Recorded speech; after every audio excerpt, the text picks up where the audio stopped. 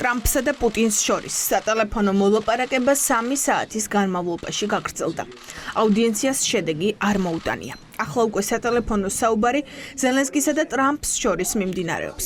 ამ დრომდე ვიცით, რომ პუტინი ტრამპს დათანხმდა თითქოს ენერგოობიექტებს 30 დღის განმავლობაში არ დაბომბავს და პარალელურად კიევის თავზე დრონებს უშვებდა.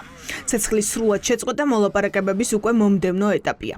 ამერიკასაც და რუსეთსაც თავისი პირობები აქვთ. პუტინი ითხოვს ამერიკამ უკრაინისთვის შეერაღების და სადაზვერვო ინფორმაციის მიწოდება შეწყვიტოს. ტრამპი ამ ვერსიას უარყოფს. It's not a war that was supposed to happen. ჩვენ ბევრ ამაზე ვისაუბრეთ, მაგრამ დახმარება არ განგვიხილავს.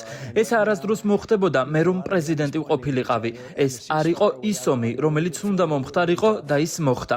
ასე რომ ჩვენ აქ ვართ და ახლა თქვენ გაქვთ ბევრი იარაღი, რომელიც ერთმანეთისკენაა მიმართული და ცეცხლის შეწყვეტა ცოტა უფრო შორს წასვლის გარეშე რთული იქნებოდა.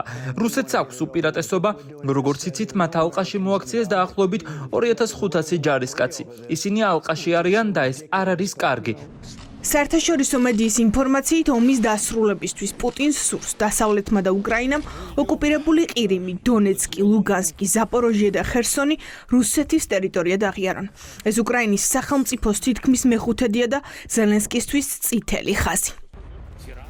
პუტინის ტრამპთან საუბრის შემდეგ, როდესაც პუტინმა თითქოს ბრძანება გამოსცა, რომ უკრაინის ენერგეტიკულ ობიექტებზე დარტყმები შეჩერებულიყო, უკრაინის ენერგეტიკულ ინფრასტრუქტურას საავადმყოფოებსა და ტრანსპორტს 150-მდე დრონმა შეუტია. პუტინის სიტყვები რეალობისგან ძალიან განსხვავდება და სწორედ ამიტომ გვჭირდება რუსეთზე ზეწოლა. რაც შეეხება ტერიტორიებს, ეს სავარაუდოდ ერთ-ერთი სენსიტიური და რთული საკითხი იქნება სამომავლო მოლაპარაკებებზე. ჩვენთვის წითელი ხაზი უკრაინული დროებით ოკუპირებული ტერიტორიების რუსულად აღიარებაა. ამას არ დავთანხმდებით. დაუყოვნებლივ ცეცხლის შეწყვეტას პუტინი არ დათანხმდა. შავ ზღვასა და ენერგოობიექტებზე არსებული შეთანხმების მიუხედავად კი რუსეთს არ შეუწყვეტია თავდასხმების სერია.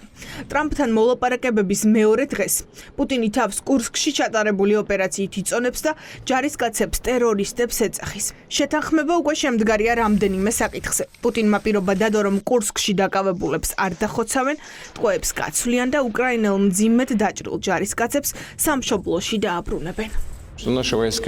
ჩვენმა ჯარებმა ცოტა ხნის წინ სწრაფი და ეფექტური ოპერაციების სერია ჩაატარეს და კურსკის ოლქში მტრის ჯარების დაჯგუფებების განადგურებას ასრულებენ.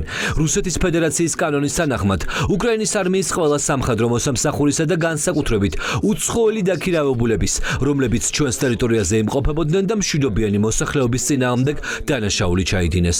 ჩვენი კანონმდებლობით ისინი ტერორისტებად უნდა გამოცხადდნენ.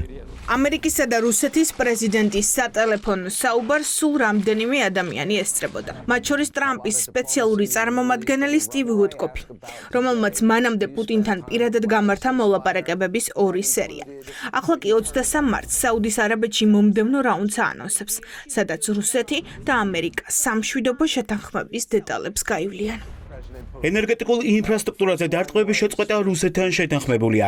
იმედი მაქვს უკრაინელები ასევე დათანხმდებიან ამას. რა თქმა უნდა, გვაქვს გარკვეული დეტალები, რომლებიც უნდა განვიხილოთ. ეს დაიწყება კვირას ჯიდაში და ჩვენ გავმართავთ კარგ მოლაპარაკებებს, რათა დადებით შედეგებს მივაღწიოთ. არსებობს ვერსია, რომ ტრამპის ადმინისტრაცია მზად არის ყირიმი რუსეთის ტერიტორიად აღიაროს და ეს ომის დასრულების ერთ-ერთ ვარიანტად განიხილება.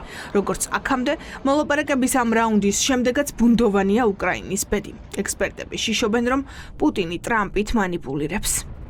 პუტინი ცდილობს ტრამპით მანიპულირებას. ვფიქრობ, პუტინი ახლა მის მთელს უნარებს იყენებს, რომელიც კგბ-ში მუშაობისას შეიძინა, რათა რუსეთისათვის აუცილებელ შედეგს მიაღწიოს.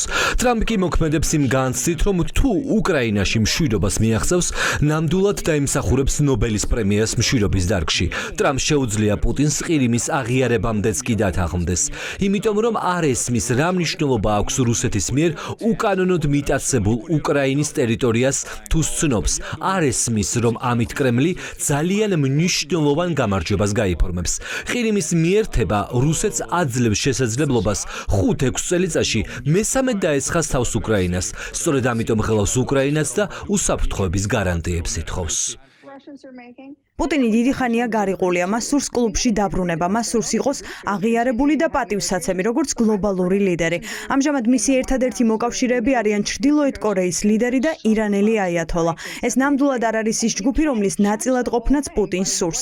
ამერიკის პერსპექტივიდან თუ შევხედავთ, ეს ყველაფერი მხოლოდ უკრაინას არ ეხება. ამერიკის შეერთებული შტატები წყნარი ოკეანის უდიდესი ძალაა და თუ შეერთებულ შტატებს შეუძლია რაიმე სახით წინააღმდეგობა გამოიწვიოს ჩინელებსა და რუსებს შორის, ეს ჩვენთვის გამარჯვებაა. პუტინ შეიძლება ჰქონდეს თავისი მიზნები, მაგრამ დონალდ ტრამპს ბევრად უფრო გლობალური შეხედულებები აქვს.